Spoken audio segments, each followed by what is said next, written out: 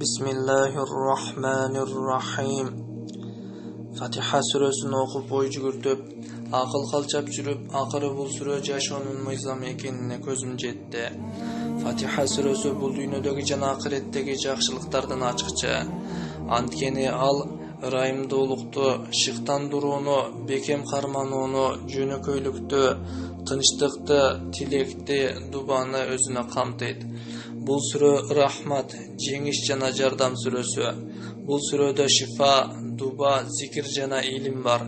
Бұл сүрөдө бұл дүйнө жана акыреттеги ийгиликтин сырлары катылып жатат. Бұл сүрөдө пайгамбарыбыз саллаллаху алейхи вассаламдын пайгамбарлык вазыйфасы толук камтылган.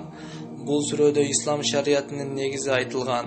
Бұл сүрө ыймандын жана жан дүйнөнүн азыгы, жашоодо ийгиликке, жеңишке, бакытка багыт берген эрежелерге толуу.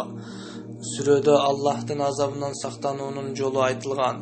Сүрөнү кайра окуу, ой жүгүрт, аяттарын бир-бирден чечмеле.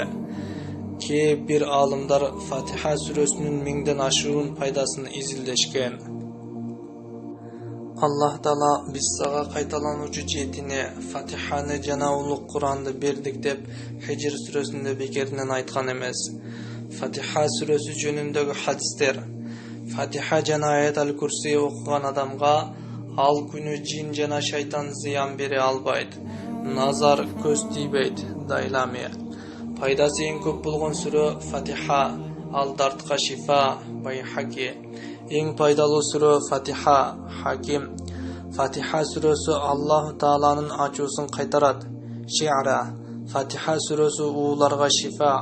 Абу Шайх сахабалардын бири Фатиха сүрөсүн окуганын айтканда, пайгамбарыбыз саллаллаху алейхи вассалам мындай деди: "Ант берип айтамын, Аллах Таала Торатта да, Инжилде да, Забурда да жана Фурканда да ал сүрөнүн окшошун түшүргөн эмес.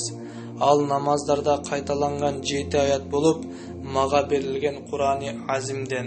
Тирмизи. أعوذ بالله من الشيطان الرجيم بسم الله الرحمن الرحيم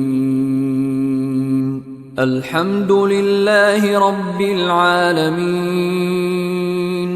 الرحمن الرحيم مالك يوم الدين إياك نعبد وإياك نستعين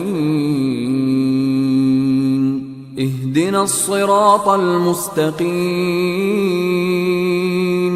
صراط الذين أنعمت عليهم غير المغضوب عليهم ولا الضالين